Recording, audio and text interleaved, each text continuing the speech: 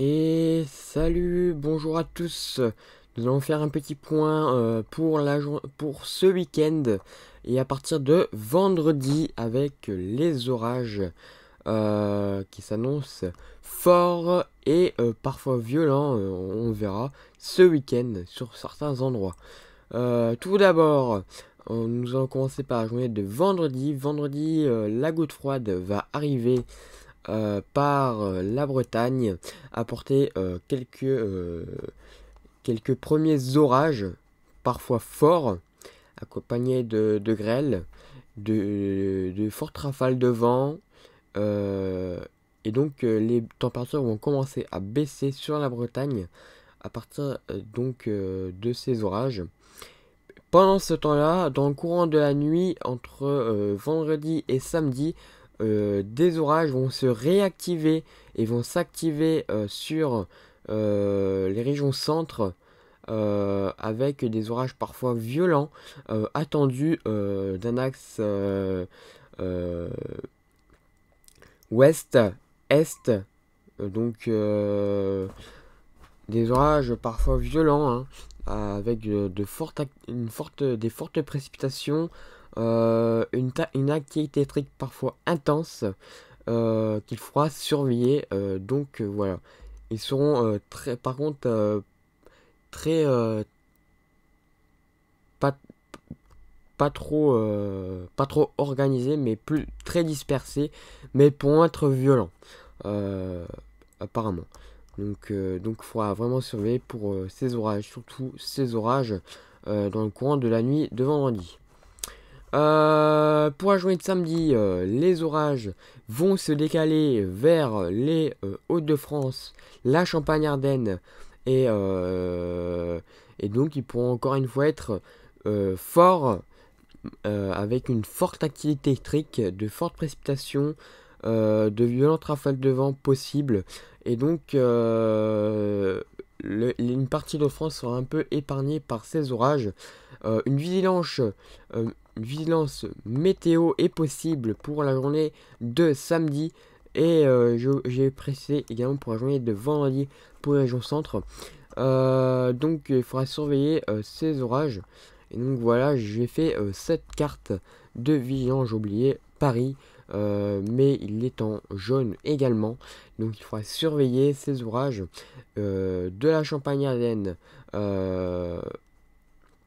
en descendant jusque l'Isère. Ils pourraient être parfois forts et même parfois si vraiment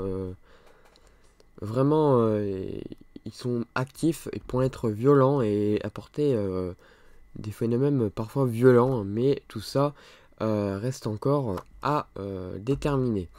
Euh, donc voilà, donc samedi, prudence également pour cette journée. Pendant ce temps-là, la goutte froide continuera de circuler sur les Hauts-de-France, mais avec des orages beaucoup plus modérés, hein, en journée et en soirée. Mais il faudra surveiller sur la Belgique, notamment et la Champagne-Ardenne, où un risque d'inondation n'est pas à exclure. Et donc, avec les dernières fortes pluies sur la Champagne-Ardenne, il faudra surveiller car les inondations importantes sont peut-être prévues. Concernant la journée de dimanche, les orages les plus forts, voire violents, concerneront essentiellement la Savoie et les Alpes, avec des orages parfois forts, mais pouvant être violents sur les Alpes et une partie de la Savoie. Pendant ce temps-là, la situation va tout doucement revenir au calme avec la baisse des températures sur une bonne moitié ouest du pays. Après les fortes chaleurs de jeudi, les températures vont baisser pour atteindre des valeurs même en dessous des valeurs de saison. Donc voilà, et les orages continueront sous forme d'averses orageuses essentiellement, mais pourront être modérés sur certains endroits, notamment sur les Hauts-de-France et une partie est du pays. La vigilance concernera dimanche tous les départements du sud-est du pays, là les Alpes, la Savoie, l'Isère également.